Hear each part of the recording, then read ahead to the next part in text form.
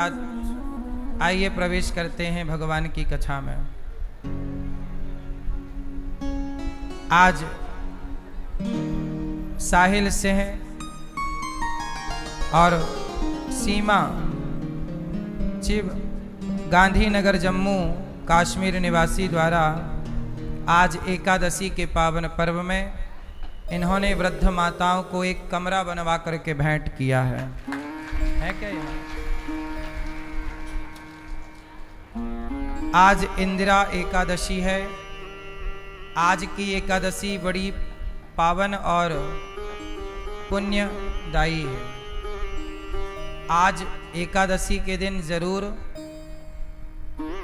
इस श्राद्ध पक्ष की एकादशी में किया गया पुण्य अक्षय होता है। तो आज एकादशी की आपको बहुत बहुत शुभकामनाएं भी। और आज अपने माता पिता पूर्वजों के नाम से जो श्राद्ध पक्ष चल रहा है, इसमें आप अन्न दान करके पुण्य के भागीदार बन सकते हैं, पितरों के लिए पुण्य करके। पुण्य तो हमेशा किसी भी दिन करो, किसी भी दिन, किसी भी समय, पुण्य तो पुण्य है। फिर भी विशेष तिथियों में किया गया पुण्य अक्षय होता है। भगवान की कथा का रसपान करने आप सब बड़ी दूर दूर से आए हैं, सबका बहुत बहुत स्वागत। श्रीमती राजरानी अग्रवाल जी माता जी की प्रेरणा से स्वर्गीय श्री राम प्रकाश अग्रवाल जी की पुण्य स्मृति में भैया प्रदीप किरण अर्पित आकृति अग्रवाल जी बड़ोदरा गुजरात द्वारा यह सुंदर सी कथा का आयोजन आप सबने किया। और जब गए तो रावण आ गया और रावण ने सीता मैया को फिर भिक्षा मांगने के बहाने कहा कि बाहर आके भिक्षा दो। सीता मैया जैसे ही बाहर आई विमान पर बिठा के ले गया। राम जी चाहते तो रावण को मार देते तुरंत, पर नहीं मारा। क्यों?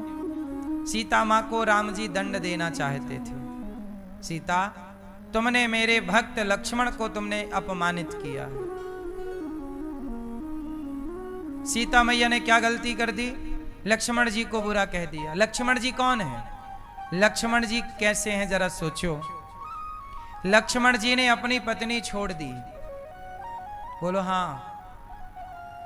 वनवास तो राम का हुआ था ना, लक्ष्मण का तो वनवास नहीं हुआ। लेकिन अच्छा, लक्ष्मण जी ना आते, कौन जंगल में, भाई तुम्हें कष्ट है तो तुम भोगो ना, हम क्यों भोगेंगे। पर लक्ष्मण जी बोले नहीं, मेरे भैया वनवास जाएंगे तो मैं भी जाऊंगा। अपनी पत्नी छोड़ दी, अपना सुख छोड़ा, अपना चैन छोड़ा। 14 साल सोए नहीं, 14 साल खाए नहीं, दिन रात सेवा में लगे रहे। और वो सेवा में लगे रहने वाले लक्ष्मण जी को सीता मैया ने बड़ा भला बुरा कह दिया।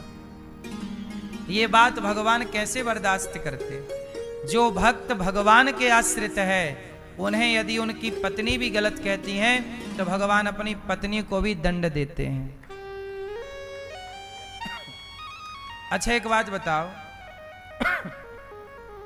सीता मैया के पांव में चोंच मार दी जयंत ने।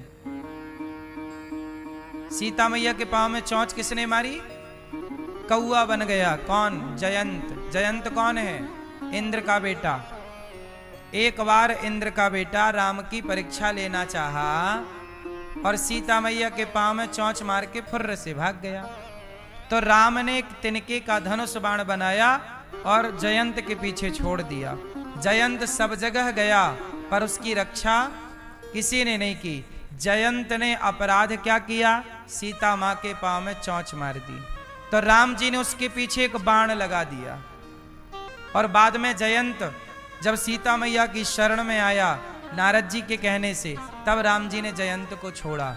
अब जरा आप बताइए कि जो जयंत जरा सी गलती करने पर पांव में चोंच ही तो मारा, उसके पीछे एक बाण लगा दिया। लेकिन रावण पूरी सीता मैया को ले गया। एक बाण चाहते राम जी तो रावण के पीछे भी छोड़ देते। और रावण के पीछे जाता बाण, तो रावण तुरंत वापस ले आता, क्योंकि राम के बाणों का जवाब रावण के पास नहीं था। एक बाण छोड़ देते ना तो रावण सिर के बल आता, पर राम जी खुद नहीं चाहते थे कि मैं बाण चलाऊं। रावण ले जा रहा है तो ले जा, क्यों? दंड देना है। क्या देना है? बोलो मेरी मां। वो मैया सो गई? क्या देना है? दंड। तो इसलिए हम आपसे केवल इतनी सी प्रार्थना करते हैं कि राजा परीक्षित ने भी एक संत का अपमान कर दिया, सीता मां ने भी भक्त का अपमान कर दिया, दंड मिला। इसलिए कहता हूं, किसी कन्या का, किसी साधु का, किसी गाय का, किसी भक्त का, हम कहते हैं किसी का भी अपमान क्यों करना है? ये बताओ, किसी का भी क्यों? मेरी मां, आप अपने रास्ते जा रहे हैं, हम आपको क्यों अपमानित करें? करना चाहिए, किसी को भी अपमानित नहीं करना चाहिए। अपमान करना भी पाप है। आप यदि किसी को गाली दोगे तो बेचारा वो परेशान हो जाएगा, फिर वो पाप तुम्हें लगा, तुम्हारे कारण परेशान हुआ। क्यों परेशान करना है किसी को? राजा परीक्षित जी को श्राप लग गया कि आज से 7वें दिन इति लंघित मर्यादम तक्षकः सप्तमे हनि।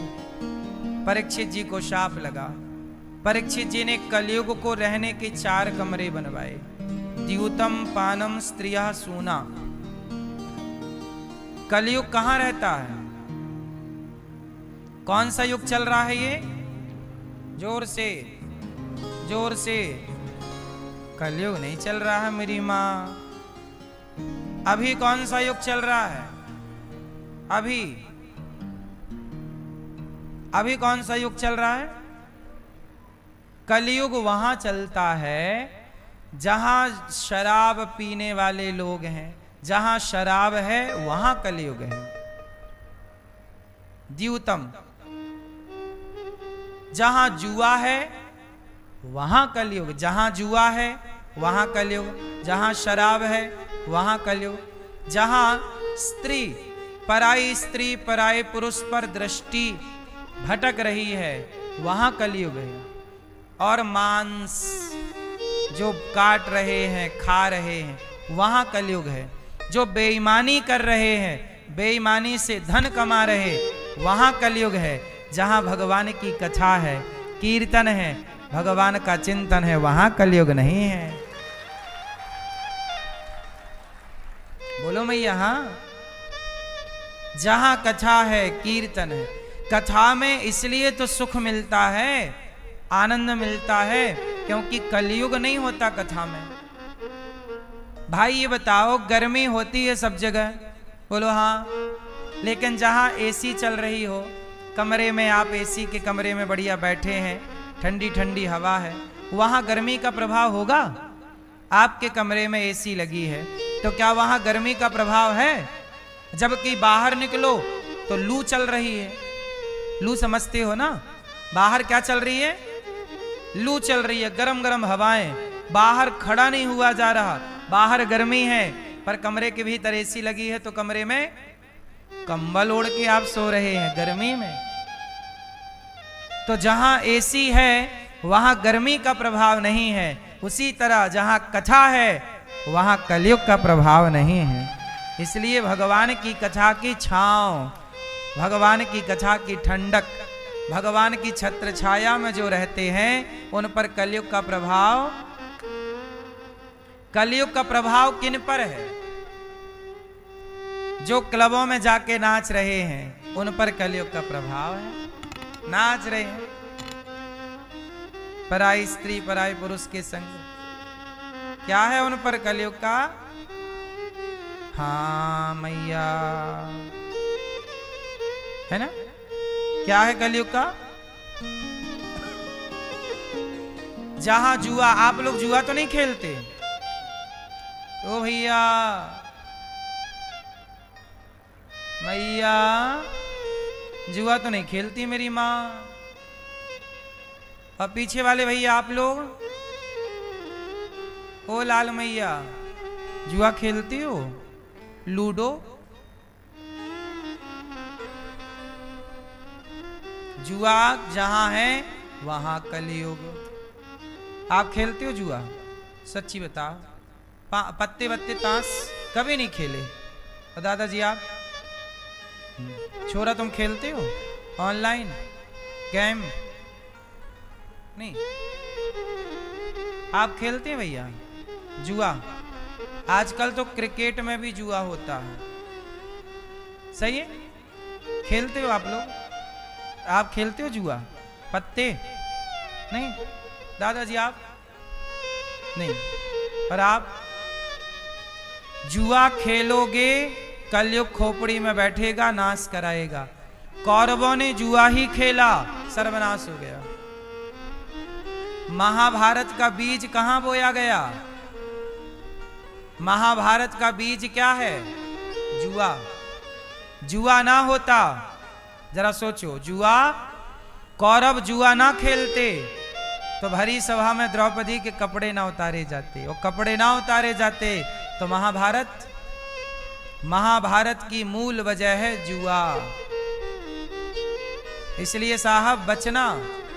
आप खेलते हो जुआ? नहीं। द्यूतम पानम, शराब। शराब जहां लोग पी रहे हैं कलयुग है। आप लोग पीते हो शराब? ये आप नहीं पीते? आप पीते हैं शराब? आप भैया आप शराब पीते हैं? आपसे पूछ रहे हैं, आपसे। हाँ, शराब नहीं पीते आप जी? आप नहीं पीते? आप पीते हैं भैया चश्मा वाले? आप जी, आप पीते हो शराब? सही, खाओ मां कसम नहीं पीते।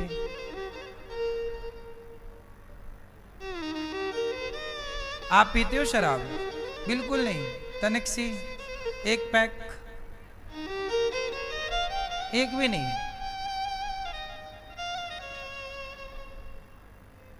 शराब में कलयुग बसता है। जैसे तुलसी में भगवान विष्णु का वास होता है, जैसे तीर्थों में भगवान का वास होता है, ऐसे कलयुग का वास शराब में होता है। इसलिए शराब पीने का मना करते हैं। कलयुग शराब पियोगे तो शराब के द्वारा कलयुग आपकी खोपड़ी में आके बैठ जाएगा, बुद्धि भ्रष्ट कर देगा। इसलिए शराब का स्पर्श भी पाप है। शराब को महापाप में रखा गया है। ये महापाप है।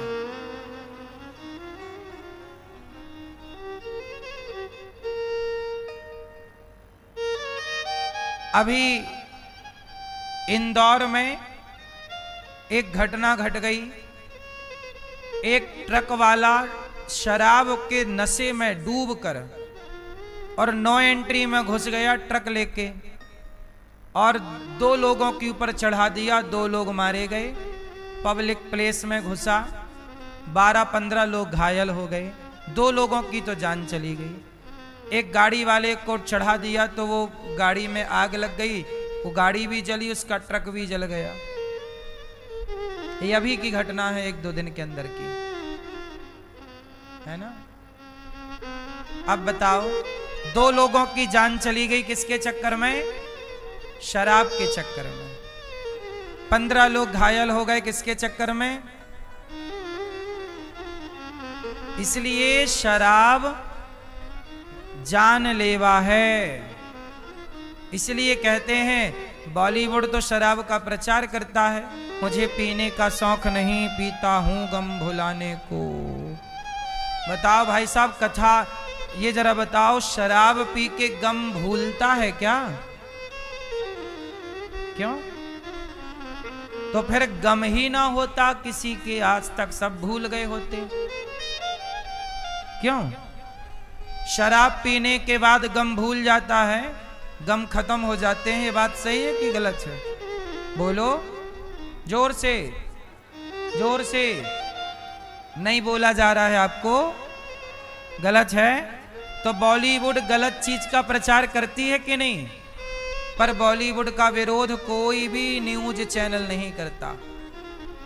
न्यूज चैनल विरोध अनिरुद्धाचार्य का करते हैं, कुछ न्यूज चैनल वो गलत चीज का सपोर्ट करते हैं। अच्छी चीज का विरोध करेंगे और गलत चीज का सपोर्ट करेंगे। शराब गलत है तो क्यों इसका विरोध नहीं होना चाहिए? क्यों नहीं होना चाहिए? हर गलत चीज का विरोध हो। तो द्यूतम, जुआ, शराब, स्त्री, पराई औरत के चक्कर में ना पड़ना। रावण का नाश हो गया, तेरा क्या होगा रे कालिया? रावण का नाश काहे चक्कर में हुआ? ये भैया, रावण का नाश काहे चक्कर में हुआ? पराई? हाँ, तो आप लोग पराई स्त्री तो नहीं देखते ना। पर नारी पैनी छुरी, तीन तरफ से खाए, धन हरे, यौवन हरे और घोर नरक ले जाए। पराई नारी के चक्कर में रावण पड़ा, आप ना पड़ जाना। उदाहरण है इतिहास में, कलयुग बैठेगा, नाश करेगा। स्त्रियां सूना, मांस ना खाना। राजा परीक्षित जी ने कलयुग मुकुट पहन रखी थी सोने की, वो जरासंध की मुकुट थी। राजा परीक्षित के सिर पे आके कलयुग बैठा, संत का अपमान किया, श्राप मिल गया। सुखदेव जी से कहा मैं क्या करूं? सुखदेव जी ने कहा वरीयाने सते प्रश्न क्रतो लोकहितं नृप आत्मवित् सम्मतः पुंसाम श्रोतव्या दिशु यः परः। आपने बड़ा उत्तम प्रश्न किया है परीक्षित। जिसे जल्दी मरना हो वो क्या करे? 7 दिन में ही मरना है ना राजा परीक्षित जी को, क्या करें? बोले निद्रया ह्रियते नक्तम व्यवायेन च वावयः दिवाचार्थे हया राजन कुटुंब भरणे नवा। कम सोइए, ज्यादा से ज्यादा भगवान का चिंतन कीजिए। जीवन को 4 भागों में डिवाइड कीजिए, ब्रह्मचर्य, गृहस्थ, वानप्रस्थ और सन्यास। गृहस्थी कितने साल की होती है? जोर से, कितने? हाँ, 25 साल की गृहस्थी। तो जब आप 25 साल के होते हैं तब लगभग आपका विवाह होता है। तो 25 साल और रहो गृहस्थी में तो आपकी आयु हो गई 50 साल हो गई। जब आपकी बेटी का हो जाए विवाह, जब आपके बेटे का हो जाए विवाह, बताओ जब आप बेटी और बेटे का विवाह कर चुके तो आपकी गृहस्थी की जिम्मेदारी पूरी हो गई कि नहीं? हो गई। बेटे को आपने पढ़ाया लिखाया, बेटी को पढ़ाया लिखाया, शादी ब्याह कर दिया। अब आप गृहस्थी के ऋण से मुक्त हो गए कि नहीं? बोलो हाँ। अब क्या करना है? अब दोनों पति पत्नी दोनों अपने मन को भगवान के चरणों में लगाओ। अब गृहस्थी का धर्म हो गया पूरा। अब आप अपना कल्याण करो। अब संसार में उलझो ना, अब सुलझने की कोशिश करो। उलझ तो गए हो, अब सुलझो, निकलो बाहर। अभिमन्यु चक्रव्यूह में जाना तो जानते थे, पर चक्रव्यूह से वापस आना। आप लोग भी विवाह करके उलझना तो जानते हो, पर सुलझना नहीं जानते। आप कहो तो मैं सुलझा दूं। ये गृहस्थी भी एक चक्रव्यूह है, नहीं है? आप लोग उलझ गए और उलझे उलझे मर गए। आदमी मरते समय क्या बोलता है? मेरा बेटा, मेरी बेटी। एक दादाजी थे, उनके बेटे थे 4। दादाजी मरने लग गए। चारों बेटे खबर पाए आ गए, दादाजी चलो पिताजी की आखिरी सांसें चल रही हैं, देख आवे। चारों बेटा आए। अब बूढ़ा आदमी मरते समय इशारा कर रहा तो चारों लड़कों को लगा के लगता है पिताजी ने कोई धन गड़ाया है, वही बता रहे हैं। लेकिन आखिरी समय ना उनकी ये बंद हो गई, मुंह बंद हो जाता ना मरते समय। मरने के कुछ घंटों पहले कई बार दतौरी बंद हो जाती है, मुंह नहीं बोल पाता आदमी। क्यों, ये बात सही है ना। उनका ना मुंह बंद हो गया, वो कुछ बोल ना पाए। अब क्या कहें? लड़कों ने कहा राम राम, पिताजी कुछ बताना चाह रहे हैं पर बता नहीं पा रहे हैं। तो वहां से एक वैद्य जी निकले। तो वैद्य जी ने कहा, बच्चों ने कहा वैद्य जी हमारे पिताजी कुछ बोलना चाहते हैं, कोई ऐसी दवाई है जो ये 1 मिनट के लिए बोल पाए? वैद्य जी बोले दवाई तो है पर 1 लाख रुपया लगेगा।